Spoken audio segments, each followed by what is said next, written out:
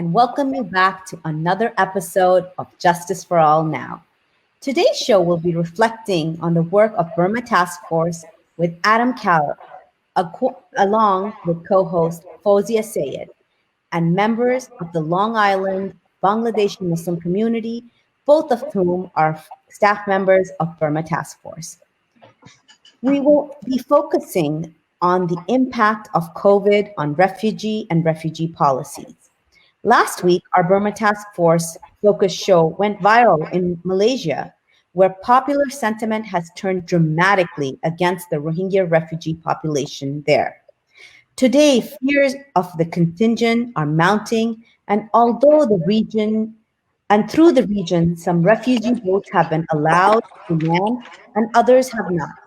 We consider with our guest, the well-known Rohingya scholar and community advocate, La Mainat, how we can address the root issues of displacement, including the rise of xenophobia in Burma. How can the international community support the Rohingya refugees in Cox's Bazar? In part two of the show, we will introduce Hans Diekmann, a top expert in human rights and asylum law in Germany. The global refugee crisis is global, and European countries have also struggled with xenophobia and legal responsibilities.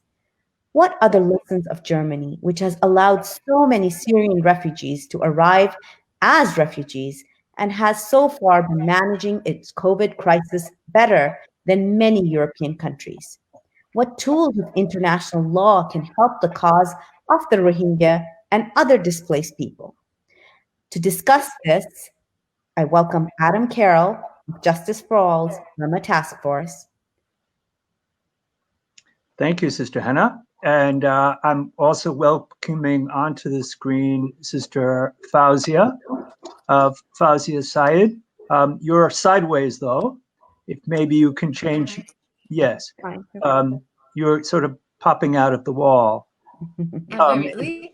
Yes, if you could just turn to the side your camera. Is that better or no?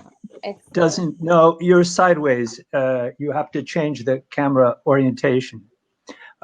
We are going to be talking a little bit with Sister Fozia about the Long Island Muslim community, just very briefly, the impact of COVID. And Sister Fozia, are you there? All right, if you're sideways, we can accept that. But sometimes we all have to be, sometimes we're sideways, all of us. So as far as the situation now where you live, it's Westbury, Long Island, I think the Muslim community and the Bangladeshi American community has been very, very hard hit. I was wondering if you could just say a few words about your community there. In regard to being hit by COVID-19? Okay. Yeah, so I am from New York. I live in New York, and our community definitely, in general, all of New York has been hit pretty hard. I think the hardest in New York. I mean, not in New York, in the US rather. And particularly immigrant communities have been hit the hardest, poor communities. And that is mostly because of the situation around which these communities live. A lot of cramped up spaces, a lot of family members in one residence, right?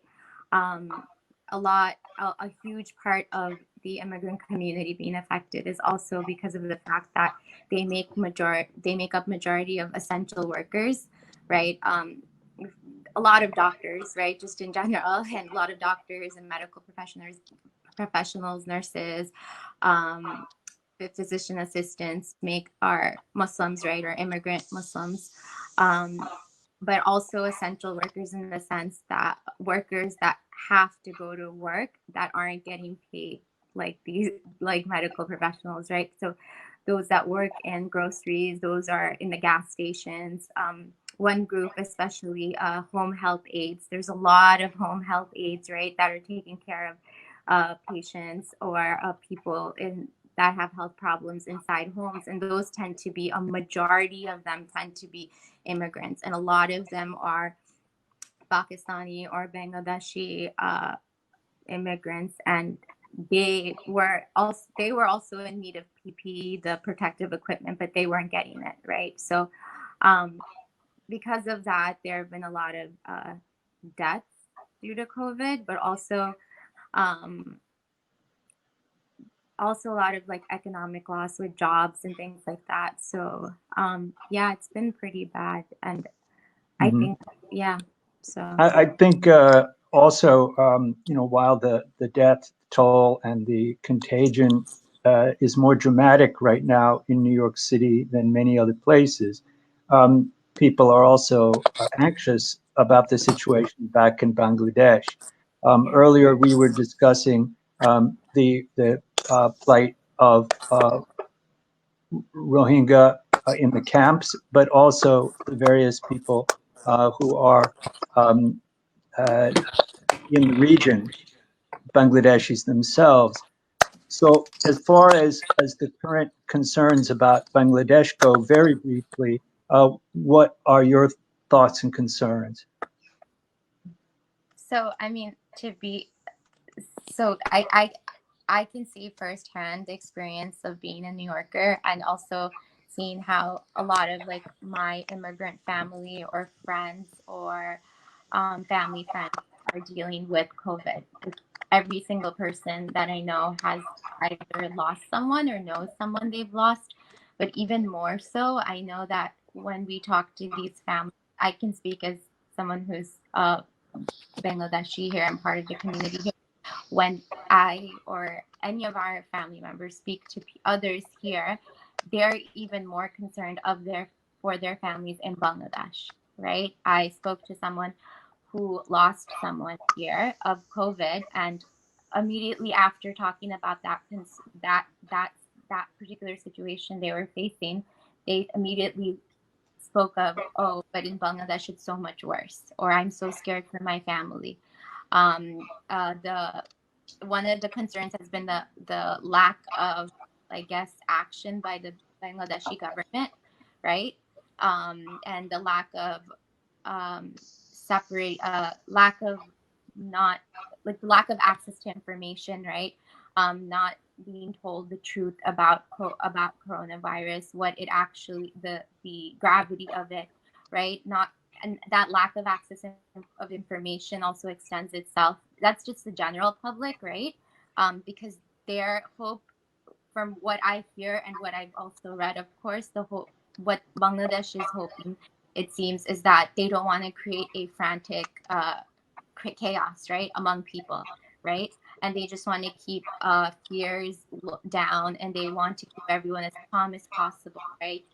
But this, like, lack of access of information and all these other things extend to the camps as well, right? And then if you when you see how Bangladesh is dealing with the situation of the potential coronavirus spread in the refugee camps of the Rohingya, right, largest refugee settlement in the world right now. A huge part of that is the lack of information, or the lack of access to information, because since last year, it's been very well known that they've reduced or cut off internet completely, right, in the refugee camps. And a lot of concerns, specifically if I speak about the Rohingya, are around the fact that they can't get information, right? Because there is no internet, there's a lack. They are unable to spread the correct information about the coronavirus, and b even if there was an access to information, right? Their government has put so many limitations on NGOs as well. If there's multiple articles, like, and there's multiple non NGOs such as Amnesty International, Human Rights Watch, there's Rohingya medical organizations that are saying that they are trying to get the right information across. Things as basic as, like, how do we prevent this disease from spreading, washing your hands, like medical campaigns, but they're completely unable to do that because the government, unfortunately, Bangladesh as a whole, is not allowing that information to be shared. You know, so Okay, it's I very think, yeah, I think, Sister, today, in fact, is International Press Freedom Day, so it's relevant that you're speaking about free access to information and that the limitations in many countries, including Bangladesh, but also United States, yeah. it's made the pandemic a more stressful and been now. I think that we need to move on to talk about some of the root causes of displacement, because of course Bangladesh didn't cause the Rohingya crisis. It was Burma that did that. So we have a Rohingya on the line who's calling in from Australia and is going to join us, and we're going to ask him a few questions about that. So if somebody could add on Mr. La Mint, please. We'd like to have him on the screen. Yeah, Saikum, good to see you. Ramadan Mubarak to you. Mubarak to you as well, my dear friend. My name is Tula Mate. Hello, can you hear me? Yes. I represent Rohingya National Organization. I am a senior member as well as a chair of Foreign Affairs Committee. So I will be answering any question that you would have in your mind to the best of my knowledge and ability. You go ahead.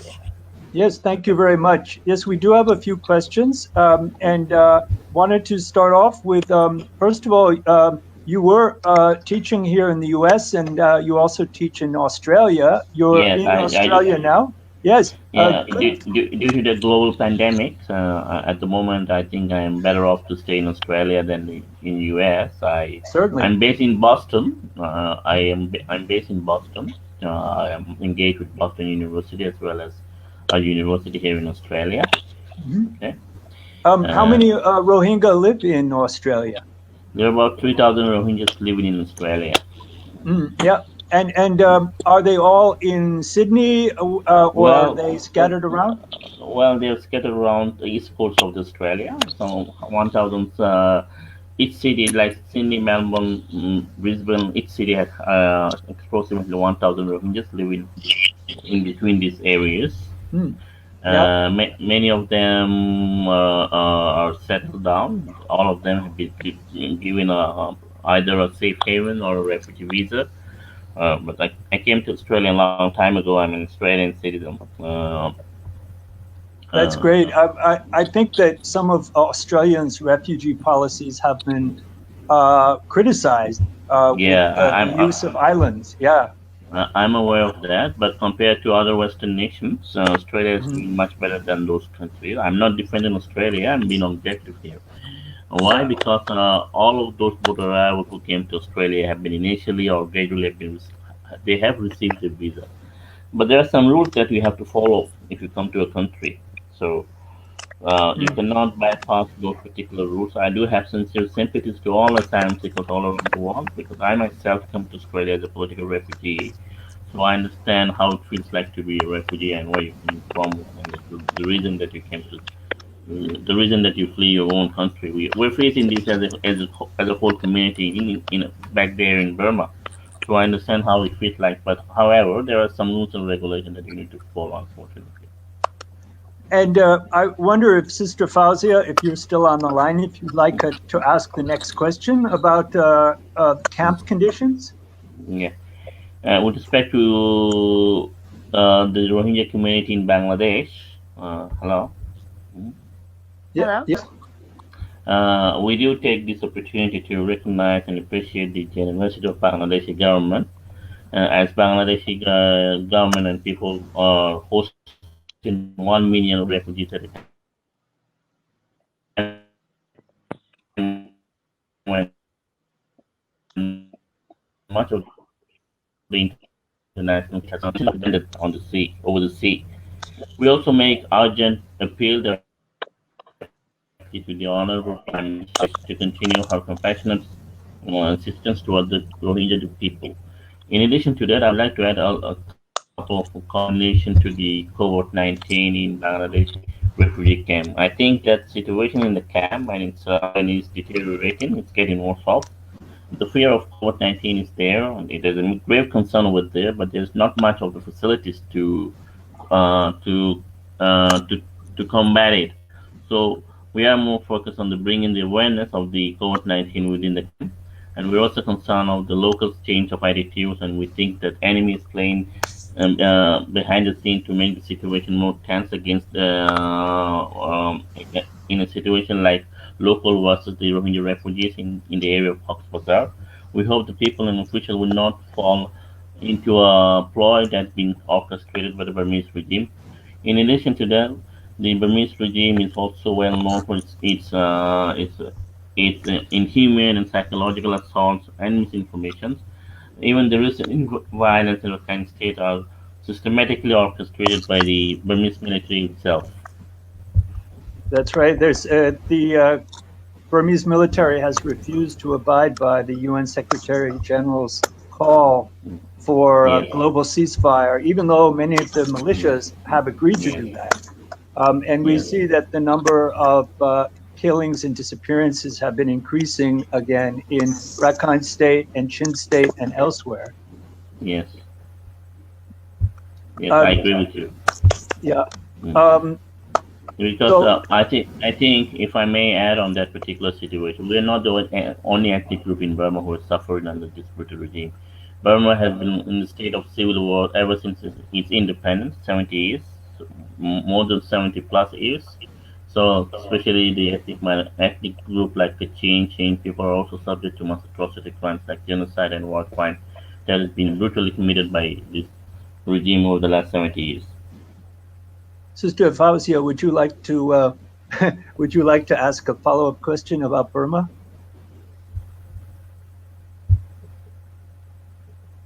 Your mic is on mute. Hello? Yes. Hi. Hi. Yes. You mentioned that you touched upon a little about the conflict in Burma. Is there anything you want to add Yeah. in regard to why you think that this conflict, this aggression against the Rohingya still continues to this day? It's been something that's been going on for decades, right? Even before decades, right? There's Past decades. two comments that I would like to make. If you want to know, I will enlighten the situation. The Rohingya people are the one of the indigenous group of Burma, but unfortunately, due to our race, due to our religion, we've been ignored. Okay, we've been denied our citizenship rights. As a result of that, we've been subjected to severe persecution. We're not allowed to move from one place to another place. Suppose you live in New York. Suppose if you want to go to within New York, if you want to go to Times Square, a place like Times Square in Mondo or in Rakhine State, you need special permission. So our freedom of movement is really restricted, and we're not allowed. Those who are adults, they're not allowed to get married. They're not allowed to go to jobs. The children are not allowed to go to schools, and the youths, they're not allowed to go to universities. And pensioners are not allowed to have their pensions, and the old who need medical attention, they're not allowed to have their access to health care. All of the privileges and rights as a human being has been systematically deprived of in Burma as a Rohingya. We've been considered as a subhuman being in Burma. So as a result of that, there have been numerous of exodus. One was in 1978, the other was 1992, and then 2012, 2013, 2016, and 2017. In 2017, the amount of atrocity that have committed is constituted a ground for genocide or genocide and intent. So I would also like to touch on the ground about the ongoing situation, the current ongoing situation on the ground, which is, as we all know, the current Rohingya National Organization is gravely concerned with that the international community's uncritical buy-in of the Burmese government's effort against the virus that would further embolden it to continue its genocidal operation against the Rohingya and other ethnic people of Rakhine State, which are bound to worsen off which are bound to get much more critical during the course of the spread of the virus.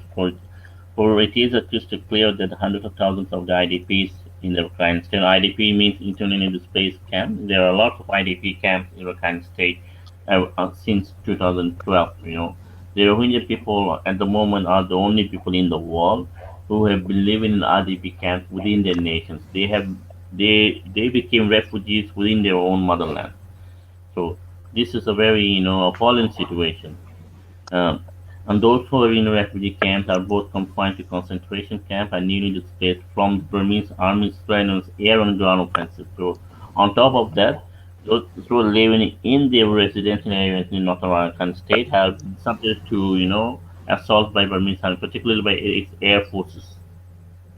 You will find a lot of videos. If you see the videos in 2017, you will see, one of the house was just blown into the air by either a rocket attack or a missile attack from either from RPG or from a helicopter.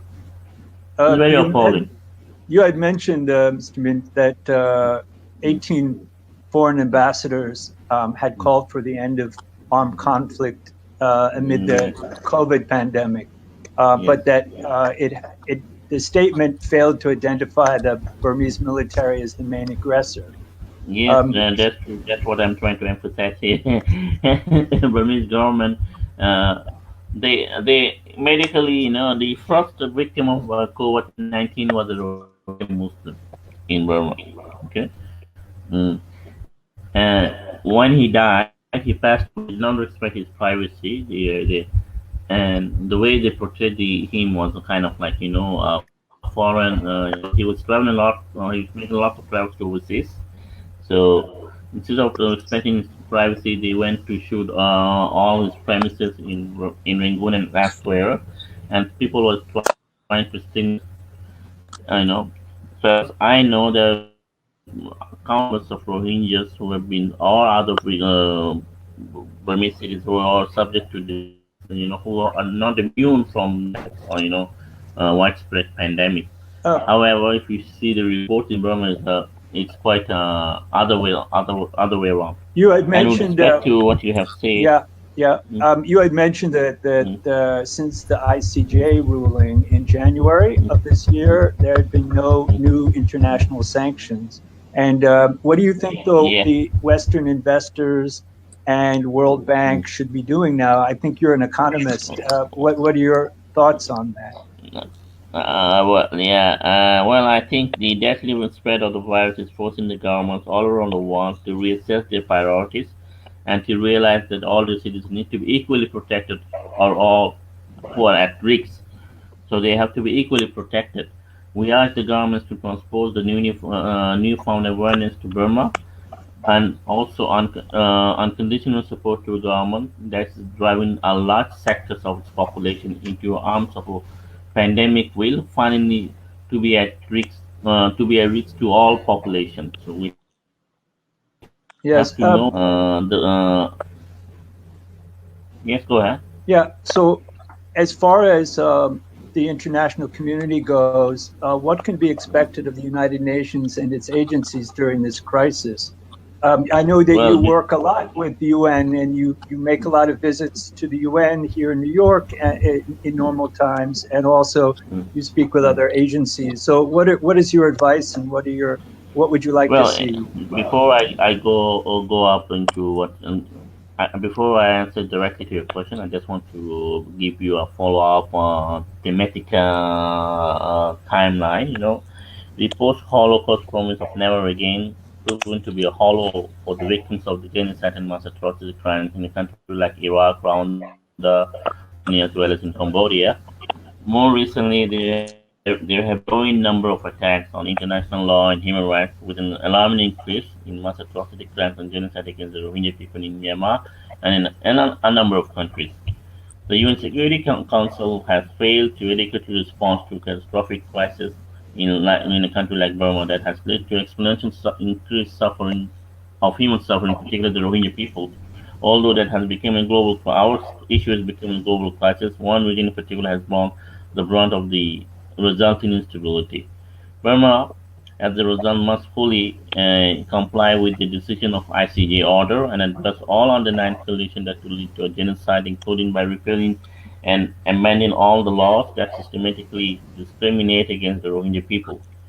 The government should also urgently grant access for all UN agencies and humanitarian organizations to to all conflict affected areas or conflict zones. The states who are parties to genocide convention should meaningfully support the case brought by Gambia through the public statement and legal intervention at the ICJ, International Court of Justice. International community must also act immediately to provide Rohingyas all their rights and also ensure a quicker repatriations in accordance with international conventions. And international community, it means the United Nations, should also adopt the recommendation that has been made by fact-finding missions and ensure those responsible for genocides and war crimes and crimes against humanity do not evade justice. UN Security Council should act on the Rohingya situation and address the core issue of the Rohingya genocide. All investment in Burma should be conducted in strict adherence with UN's principal guidelines for business and human rights. And finally, as Arakan Rohingya National Organization urged the international community to fund 2020 Joint Response Plan for the Rohingya humanitarian crisis in Bangladesh and support the Rohingya Refugee Empowerment Program or Development Program, particularly for the women and youth children. Well, that's a tall order, and I think it will require a lot of pressure from the international community and partnership with Rohingya leaders like yourself and your colleagues at Arno. And so we just have about a minute left in this segment. So as far as being in touch with Rohingya, I'm sure you're in touch with Rohingya around the world. What message do they have for the international community and for us? Well, we need the solidarity of the international community to solve our problem once and for all on a permanent basis. We're highly appreciative of the nations that are hosting our people. That includes Malaysia, Bangladesh, Saudi Arabia, Thailand, even Australia and the US. Okay. But we're not very happy with the government's attitudes in Burma because we are one of the indigenous people in Burma. We do have the right to be a citizen. What the irony is that we are very peace-loving people. You see, if you see in Burma, all the ethnic groups in Burma are armed groups, unlike us. And the second point is that all the ethnic groups who are living in Burma are borderland people. For example, Kachin people speak Chinese. Okay, Shan people speak Thai, and even in Bangladesh, you will find a lot of Rakhine people. But it doesn't seems appear to be a problem for Bangladeshi government to recognize them as citizens. However, that's not the case for us in Burma. We have been living long before the creation of Burma. Okay, there's a historical prophecy. Burma, it is not the Arakan, it is the Burma came to Arakan in 1784. We were there long before that. Okay, we've been subjected to the political game and the power struggles between these two power groups like Burmese and Rakhine people. On top of that, I have to say that our case is appalling. We are the victims of mass atrocity crimes, and mass atrocity crimes are international crimes. So severity doesn't give a license to those governments to commit to slaughter or commit genocide against the independent Rohingya people.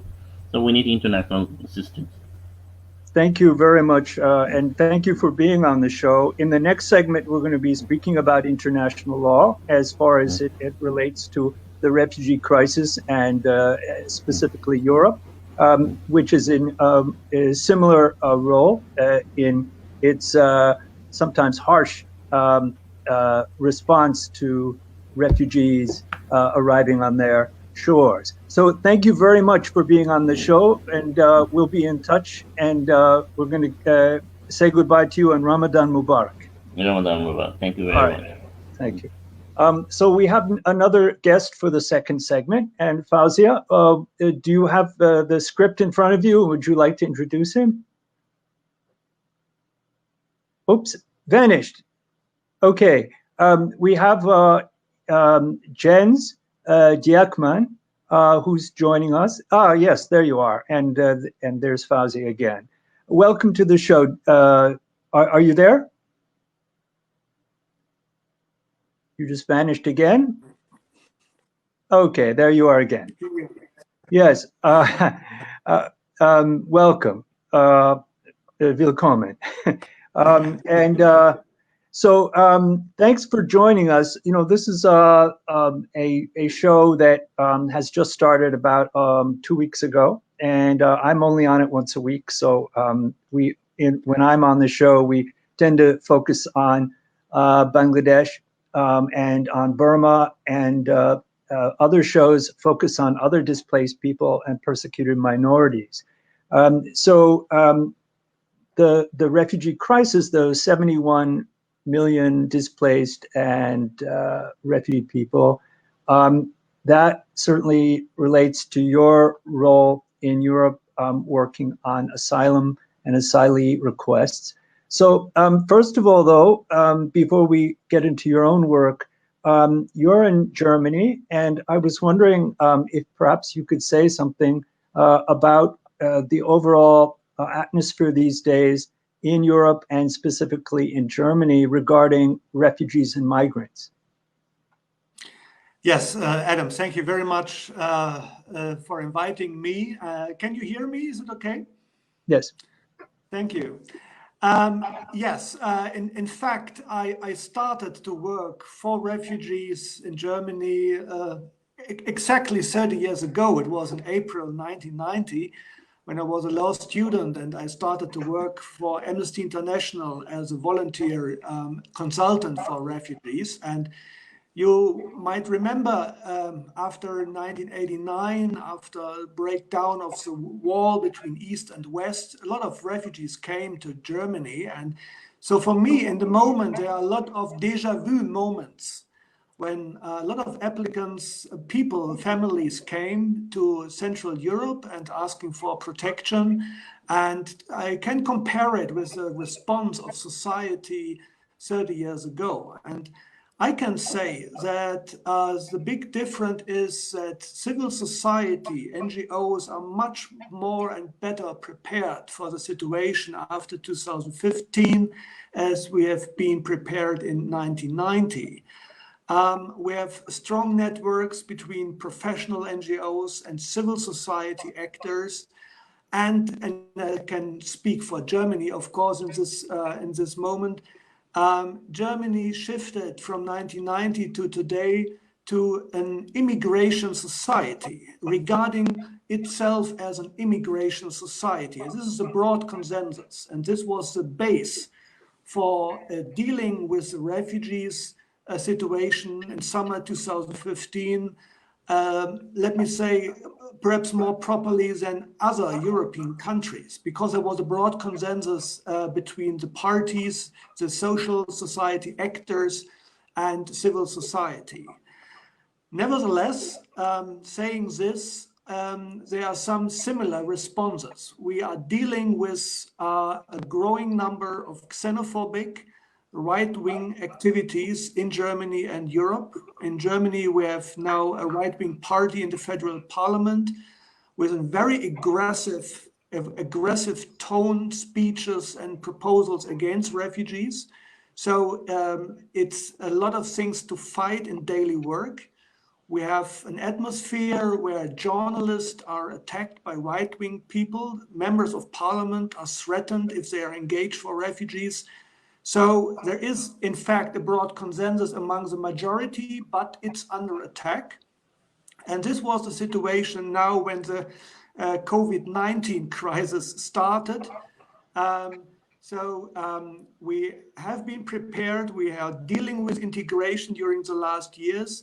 But of course, the Corona crisis provoked a lot of difficulties. We are dealing with it in the moment as refugee lawyers. And if I may, perhaps at this stage, if I may illustrate the most important problem we are facing in the moment, this is the problem of housing.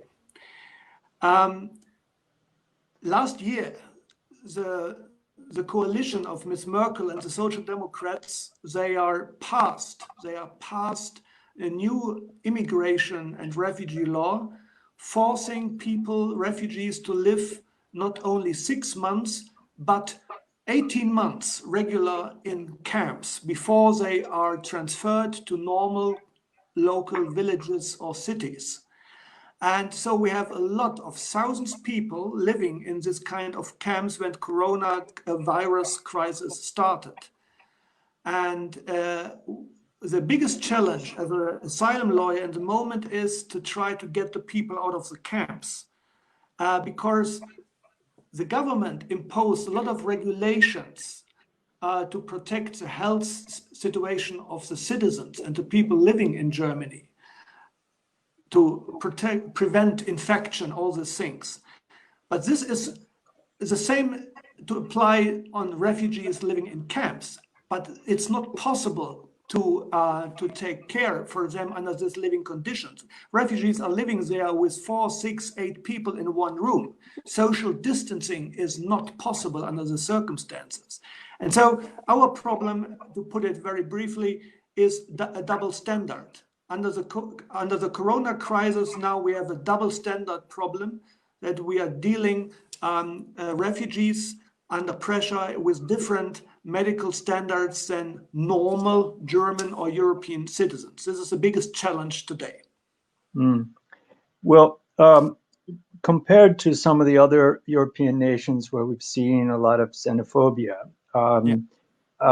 perhaps Germany is in a little bit better shape, though there are some political parties that are hostile. You mentioned going back to the 90s, perhaps people fleeing the Balkans. In fact, our group was founded at that time as Bosnia Task Force instead of Burma Task Force. So we also have a legacy of response. But now, I mean, since 2015, roughly, when there was such a large amount of Syrians arriving, and now perhaps camps and housing, which are crowded, and which I understand there's some news reports about COVID spreading in the housing in Germany, in Stuttgart, maybe. Yes. So is this driving up any kind of media frenzy in Germany, or are people being quite calm because your overall response to COVID crisis or coronavirus crisis seems to compare quite well with the US, at least? Yes, indeed, there are different signals and situations to observe. First of all, and quite interesting, during the last 2 or 3 months, the numbers of supports for the right-wing parties, the AfD, the right-wing party in the federal parliament, is decreasing. And the support of Ms. Merkel and the moderate conservative parties is increasing. So the crisis brings the people together in the middle of society. This is my observation. And I do not observe any increasing hostility against refugees in the context of this coronavirus situation. The key problem is that the coronavirus situation is motivating people to take care for themselves, for their own interest. And the problem is to raise in the public discussion the issues of refugees and their problems, for example, in this kind of camps. And this is what we are trying to do in cooperation with NGOs and with civil society. But our problem, for example, is to make a documentation of the situation of refugees in this situation. But our problem is that most of the offices of the NGOs or social welfare institutions supporting our clients in the camps, for example, they are closed. So the people who are working at the front line with refugees, they are in home office now. And during the last weeks, we receive a lot of calls of our clients, calls for help, because they are not able, for example, to contact social security offices or some support staff, etc., because they are entirely isolated. And this is a problem we are facing now, and we are working together with the welfare institutions and with NGOs to improve the situation. You talked about the response of German government to this crisis. as I can explain how German federal government responded to the asylum law situation. For example, the German Bar Association, so the highest representative of lawyers in Germany, we informed the German government about the problems refugees are facing to get effective access to justice. So if there are negative decisions, how to organize under short deadlines to submit an appeal against a negative decision. If the offices of the welfare institutions and NGO are closed and the lawyers, the specialists are living and working far away, the federal government ordered a suspension of decision. Up to this week, for several weeks, no negative decision, because the government accepted our claim that it's not possible to organize an effective preparation of appeal under this given circumstances. And this was a quite good response, a quite reasonable response. Secondly, most of the administrative courts dealing with asylum cases, pending asylum cases, they are cancelled trial schedules and postponed trial hearings to see and wait how the situation is developing. So we had 2 or 3 months now some suspension, a suspended situation, and now in May we are trying to start slowly and carefully the judicial system and decision-making process, and to reorganize our contacts with the clients in the field, in the camps, and so that this machine is starting effectively again. Yeah, it seems that you've worked with many asylum cases with people who are applying for safe haven in Europe. There's, of course, refugees, asylees, forced migrants, all these different categories of law. As far as the overall policy questions of different European states or of the EU itself, one can raise issues about policy, whether they're in compliance with international norms or international laws of human rights. And I know that you've worked not only on individual cases, but on some larger issues in the international criminal courts of different sorts. I see also an op-ed that you've co-authored called "The EU at the Door for Crimes Against Humanity." Very interesting as far as the collusion, perhaps, of the EU with possibly criminal states, or how would one quite categorize Libya at this point. So there's interesting ideas about holding nations responsible under international law. So I was wondering if you could speak around that. Yeah, thank you very much. Indeed, when I finished my law degree at university, international criminal law in The Hague, in fact, did not exist. I finished in 1993, and it was just the year when it started with the ICDY and ICDR and the Yugoslavia and Rwanda tribunals. Indeed, I tried to combine my national refugee law practice with international criminal law proceedings, and I had the privilege and honor and pleasure to represent cases at the Yugoslavia Tribunal as well as the ICC. Currently, I represent, together with a colleague from Senegal, Maître Hélène Cissé from Dakar, 103 victims in a Darfur case, in a Sudan case at the ICC, refugees from 6 different African countries who are accepted as victims in this Darfur case. For me, as a lawyer, as a human rights lawyer, this field belongs together. It was, for me, the same, the other side of the same medal, if you want to say it in this way. Because as a refugee lawyer, as an asylum lawyer, I represent people who are escaping from war, from civil war, from persecution in the context of war.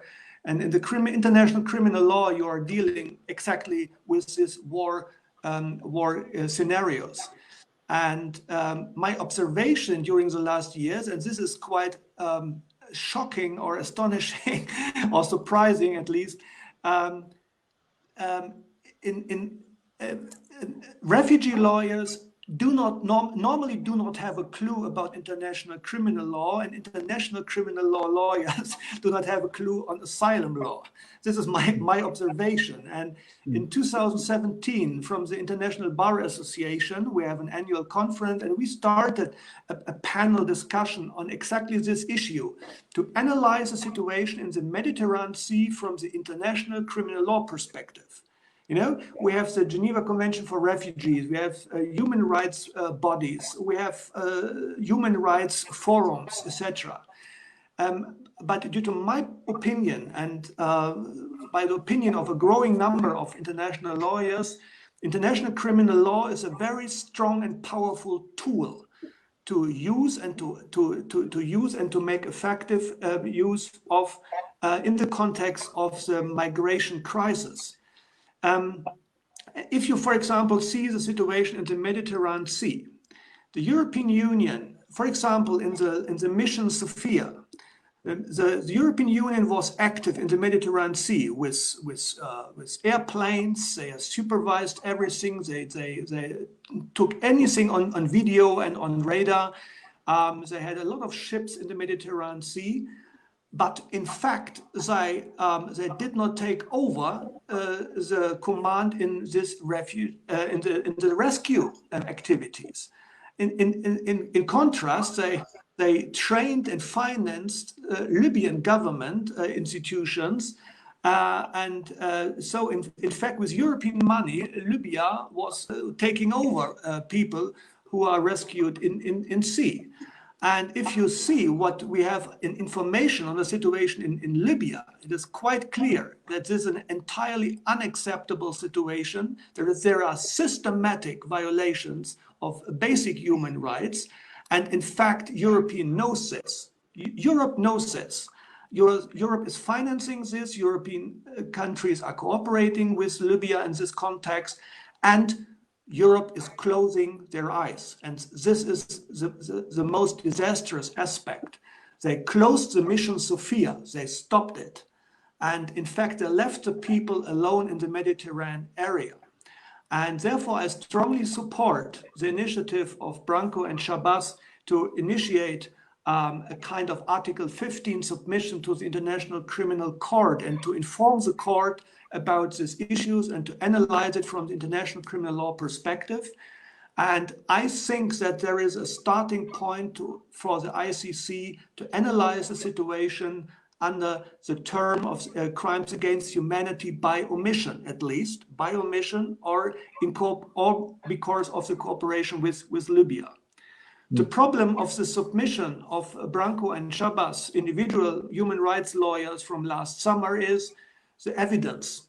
They used a lot of leaked evidence, WikiLeaks evidence, and I'm quite suspicious after 9 years working at the ICC if the judges are willing to accept WikiLeaks evidence.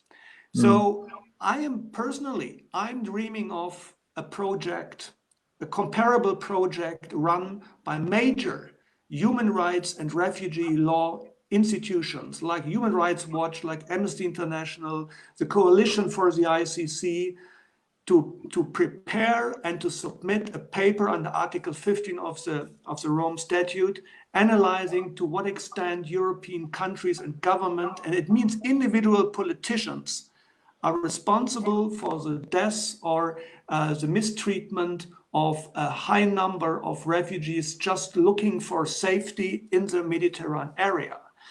But this is a long way to go. It's on its way.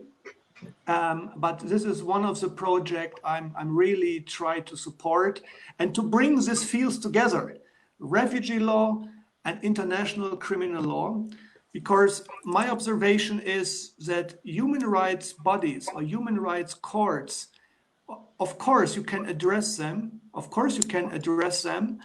but the consequences for the governments are not harsh, not strict enough to provoke a real change of government policies, if you see how long procedures in Strasbourg of the European Court in Strasbourg are pending, and in the end of the day, the government has to pay 10,000 euro or whatever, this is not really hurting. This is not a motivation to change. But if you see that at the ICC, there are presidents, there are government members in the dock, and this is something, this is a game changer. And this is one of the strong, powerful tools of the ICC and international criminal law, that every politician in power has to ask him or herself in the end of the day if everything was compatible with international criminal law standards.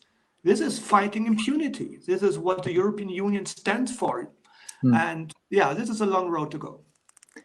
Well, in holding nations accountable for their responsibility to protect, it doesn't help that European Union is making these policies that are not so different from what we see in, for example, Southeast Asia. We can complain that Malaysia or Bangladesh are not allowing boats to land, or are, somehow not abiding by international norms for refugees. Many of the countries have not even signed on to those.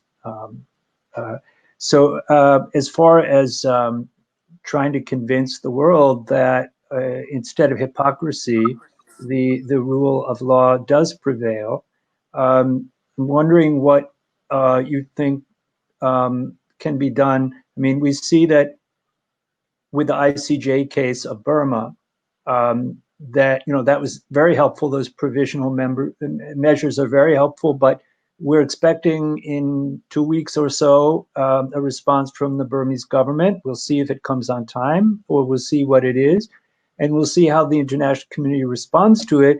But until now, the Burmese government uses this case for its own political agenda, its nationalist agenda. And I'm afraid that we'll see that if there are other international court cases, we'll see it become a circus of nationalism. So how does one prevent that? The answer is quite briefly. In fact, I don't know, but I entirely share your analysis. From the lawyer's perspective, I think what the victims deserve is a very truthful dealing with their expectations, and we must be absolutely honest with them. We have to explain the victims of this genocide and of this crimes against humanity. We have to explain quite openly how difficult and how long this way will be. And I represent people at the ICC who suffered since 2007. And our case is suspended since 2015. So it's a long way to go. But the point is, there is no deadline. There is no way out for people in power to escape the powerful tool of international criminal law. It's a long way to go, and we have to use step by step any legal measure we have to make the sphere, the area of the government smaller and smaller and smaller. We have to use them all. Human rights bodies, international political bodies, public international law, the ICJ, refugee law and international criminal law, to make it more and more impossible for this kind of governments to move or to attract investors or to build up cooperation. And finally, the people in the country will realize that they ended up in the corner with this kind of government. This is a strategy, step by step, to make the ability of these governments to move smaller and smaller and smaller. And the ICJ order is so important because it's perfectly illustrate what we are talking about in international law, that in fact the country of Gambia more than 10,000 kilometers away from Burma, is able to initiate this kind of proceeding because we are talking about the same legal standards. And this is what this international law is about. If you are violating the principle of genocide, it's a matter for the entire world. And therefore, this is a perfect case. This is a perfect procedure to illustrate the values we are standing for. And therefore, I'm quite sure that this kind of initiatives will have an echo in public opinion and the response of public investors, and they will have an impact, but we do not have to talk about timelines, or we must be patient. It's you must have a spirit of a marathon runner if you want to be successful in this field. This is not cynical. This is, I think, quite realistic. But we have to be realistic, and we have to communicate this realism quite openly. Well, the arc is long, but it bends towards justice, we can hope. And in fact,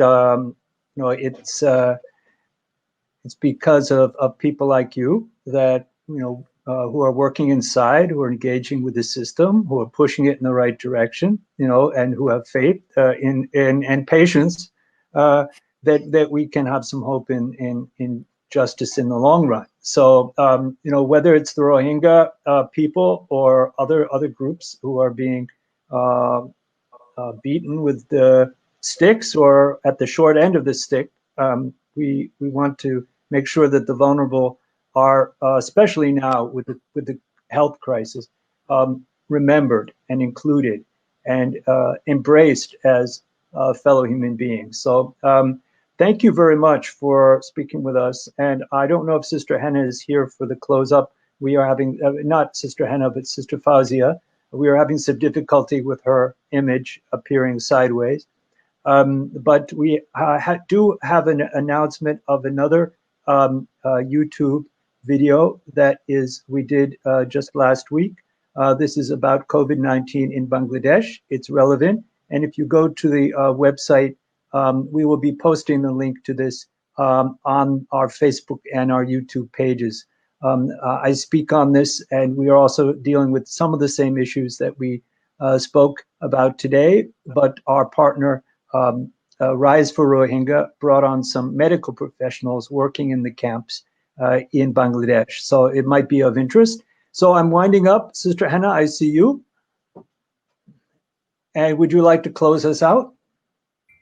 Sure. Thank you so much. Oh, I guess that's it. All right. Well, anyway, thanks, gents. And thank you all. And till the next time. Thank you. Okay. Thank you next time. Thank you. Thank you. Bye-bye. Yeah, Bye. thank you so much for being here. We've been playing around with scheduling, and I think we scheduled it exactly to end at 4. So that's why we went offline. But grateful for you to be on the show and to be a part of this. We really admire your work, and hopefully we can have another session, specifically maybe have some Syrians on here as well. So thank you so much. Thank you very much. Thank you. It was a pleasure and honor for me to be with you. Thank you. Thanks, Jess. Thank you. We'll send you a link to the show so you can watch. Thank you. Okay. Now, how do I get out of the show? Here it is. No, brothers, get Brother Adam back in here. I need to talk to him.